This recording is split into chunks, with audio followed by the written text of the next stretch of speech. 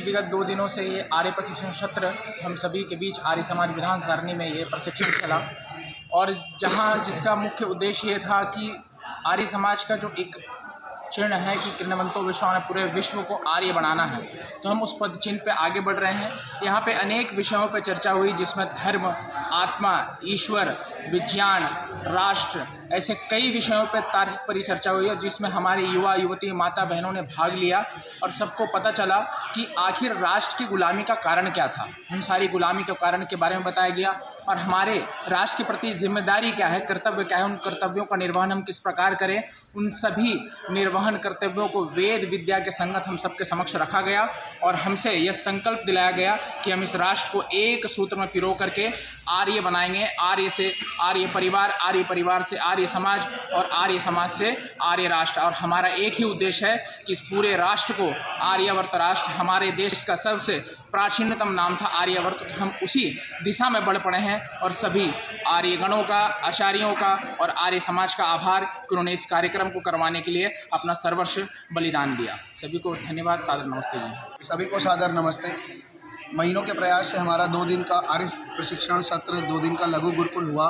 लगभग 100 लोग इसमें प्रतिभागी थे, और सबने अपने आर्य सिद्धांतों को भली भांति समझा और अच्छे से समझा।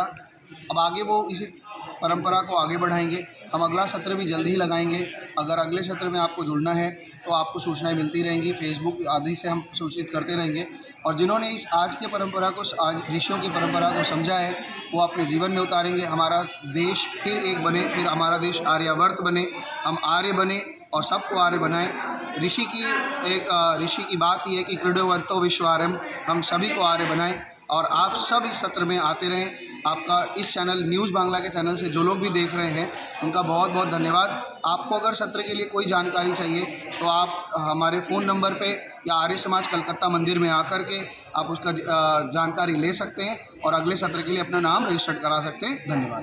দুদিনের যে লঘু গুরুকুল এখানে অনুষ্ঠিত হলো, এখানে প্রায় 100 জনের বেশি শিবিরার্থী অংশগ্রহণ করেছিলেন। নারী পুরুষ উভয় অংশগ্রহণ করেছিলেন। প্রত্যেকে নিজের ধর্মের সিদ্ধান্ত কঠোরভাবে জেনেছেন এবং তারা এখান থেকে পালন করবেন কথা দিয়েছেন। শুধু এটুকুই নয়, আমাদের কার্যকর্তারা যারা দেখতে পাচ্ছেন এখানে আমাদের আছে, পবনদা আছেন, বাকি দাদারা আছেন, তো অনেক পরিশ্রম করেছেন।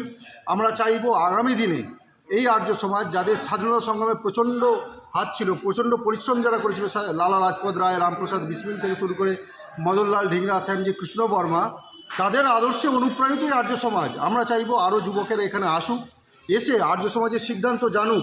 শুধুমাত্র মুখে কেউ কিছু বাইরে কিছু বলে সেই শুনবো না। আমাদের লঘু গুরুকুল কিসের জন্য, কী কারণে আমরা করছি, আমাদের উদ্দেশ্য কী? আমাদের উদ্দেশ্য হলো সেই মহান আর্যাবর্ত গড়ার, যা কিনা রামচন্দ্র রামরাজ্যের প্রতিষ্ঠা করেছিলেন। আমাদেরও সেই স্বপ্ন নিয়ে আমরা এগিয়ে চলছি।